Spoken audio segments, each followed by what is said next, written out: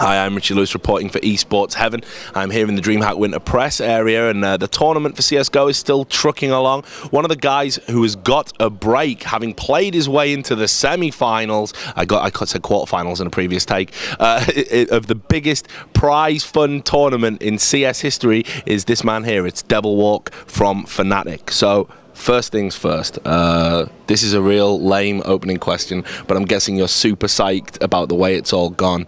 And did you anticipate getting that far? Yes. No. Yeah, we expected it, or we hoped. Like expected, you always reach for the highest goal. So yeah, of course, but it's always going to be hard. Every team is practicing the hardest for this tournament. So every game is hard, and you can't really, be on the lazy side in any match. So yeah, it's hard, but we expected to go at least top 4.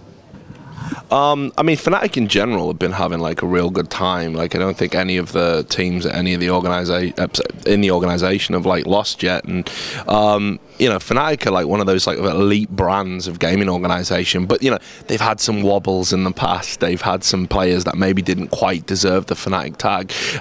In terms of someone who's been an esports fan for a while, do you feel that this like new school of Fnatic is the strongest they've been? I don't know. I think we might be in the beginning of that era, but I think with at least the CS:GO team is in the rising at least. We just recently got Pronax, so with a week of practice, we've gone a lot higher than like we have been before. So I just feel greatness with our team at least.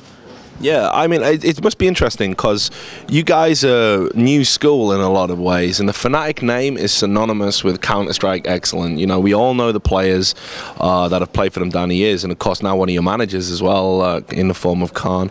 Were you guys, like, when you were given the chance to represent Fnatic, like, were you guys, like, worried about being in the shadow of these sort of colossal giants of the game? Well, of course. I mean, it's not easy to be after Karn's team and even the Trace like Modi lineups and all that. They were like the team you looked for. You saw SK Gaming, you saw Fnatic play all these epic matches and epic tournaments. So it's a bit scary, but it gives you the motivation as well. You can't slack off. You can't be bad if you play for Fnatic. You have to be one of the best. Like you just have to. You can't disgrace the Fnatic banner. Like that's just how I feel, at least. So I'll just practice and practice and practice until I'll win.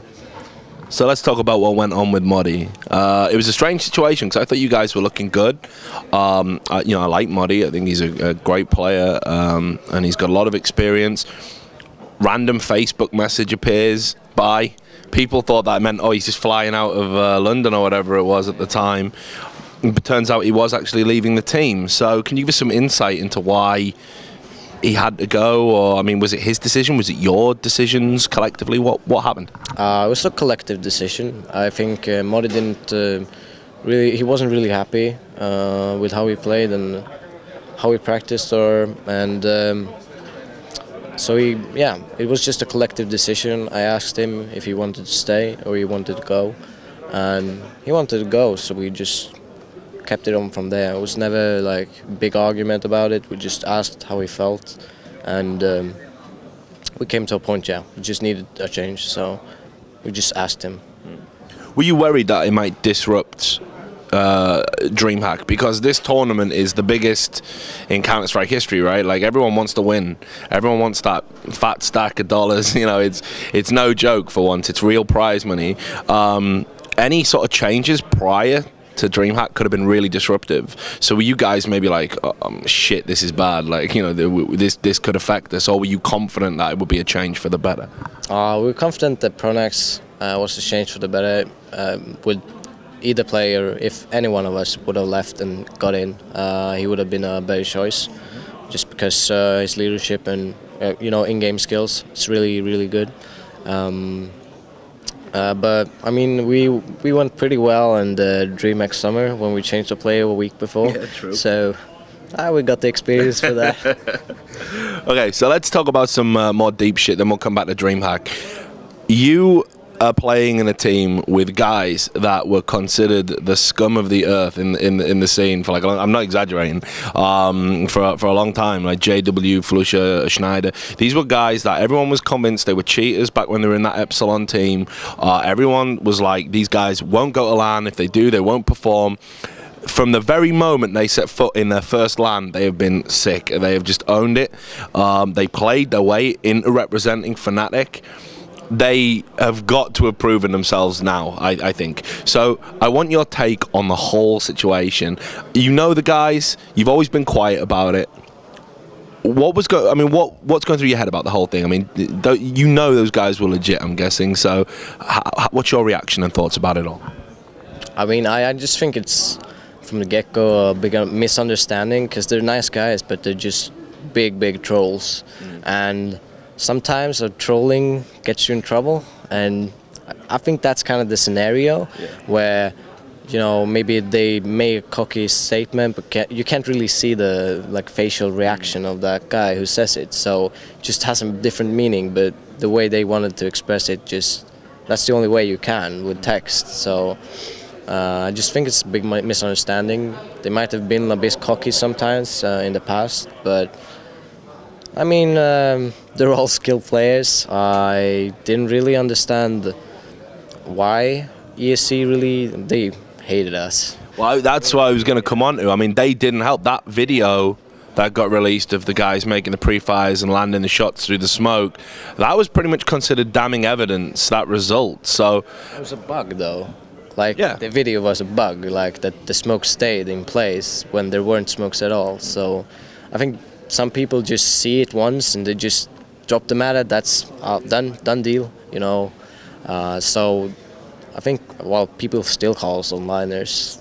Like, it's just you know, sometimes you gotta take that. So sometimes they troll like people, but I just think they're genuinely nice guys, but misunderstood in the circumstances.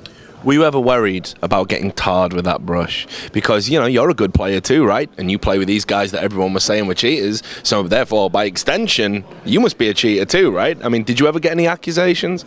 I've never. I don't know if it's because I'm bad or I don't know. Or maybe I'm a nice guy, but I knew Exist from the start. So I think people kind of asked him maybe. That might be the case, and he just said no, he's my friend, you know. So that might be the case. So I got some shelter from Exist. Nice to have NIP players vouching for you. It's very good. But I mean, just in terms of the team, perhaps having all of that hate from the outside, from the community, do you think that maybe helped galvanize the team and like make them super motivated to prove everyone wrong, to work hard and to achieve what they've achieved so far? I think it's a bumpy road, like up and down. Sometimes when you get too much negativity towards you, you just that gets hard, like especially if you on a downhill road, like results-wise. But if you're like calling us cheaters, but we just crush teams, like we're just laughing at the comments, you know, having a good time. I think you can get more motivation, have more fun with that. But generally, you don't want to have hate towards you, like that's bad, and I don't think anyone wants that. But we try to make it like a fun thing instead of try to just absorb all the negativity. So, but it definitely pushed us towards going further than we might have done. So let's get back to DreamHack, right? Huge day for you tomorrow. Semi-finals we've established, not quarterfinals. It's quite hard to follow tournaments when you're covering them, believe it or not. So I mean, you guys must be thinking you've got a chance of winning this, man. Like, you can go all the way. What are your thoughts about what's up? You know, what's around the corner? How do you see tomorrow panning out? Well, depends on what team we're gonna get. I think we're gonna get Complexity or the second place of Group D. So I mean, the two very good teams we're gonna face in the semi. Either case, it's gonna be a hard match. I mean, everyone's gonna be super pumped, super psyched. If you win a semifinal, you're good for like 50 grand. Yeah. So I mean it's like basically winning 5 tournaments in once, like just instantly.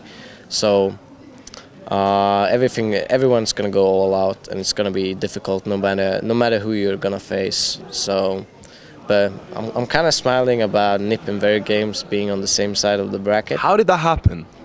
Very Games lost to Complexity. Like Complexity isn't a bad team. No. Like no disrespect, they play a great game, but it seems like always Nip or VG fuck up their group stage, so they'll face like before the final. But that must make you extra confident though, because you know you're not going to have to face. You can only face one of them on the route to the final. Yeah, yeah, of course. But I mean, you have to beat everyone to be like the best. So it's just like easier.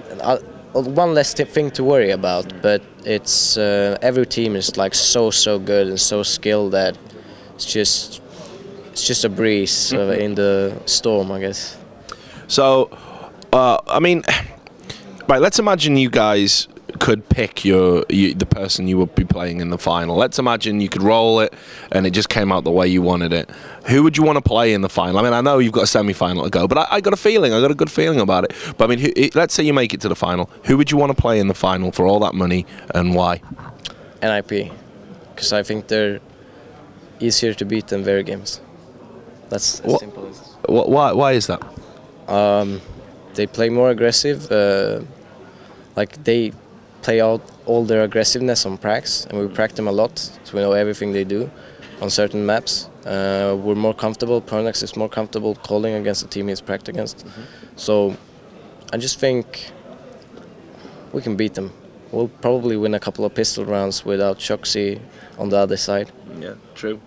Okay, so let's talk about you. Right, because not a lot of people know a lot about you. You're a quiet guy. You're unassuming.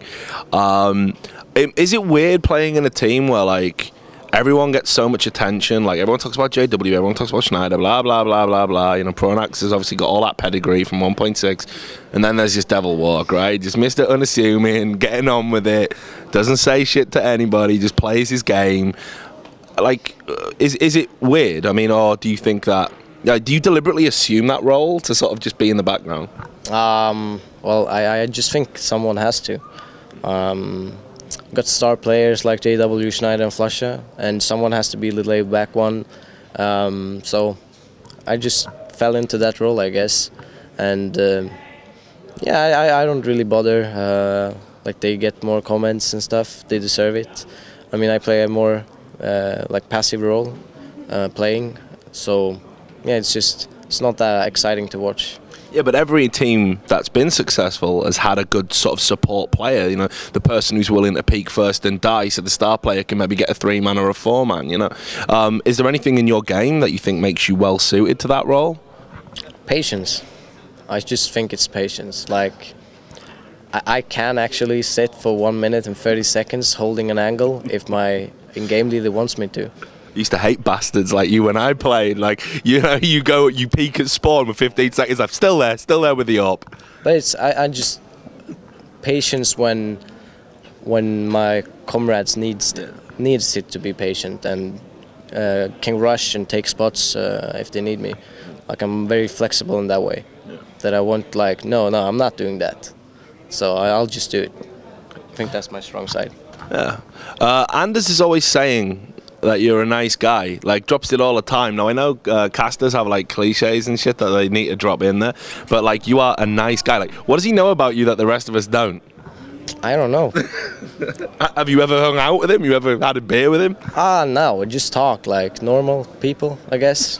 When we come to events, I don't know. Well, he's a nice guy as well.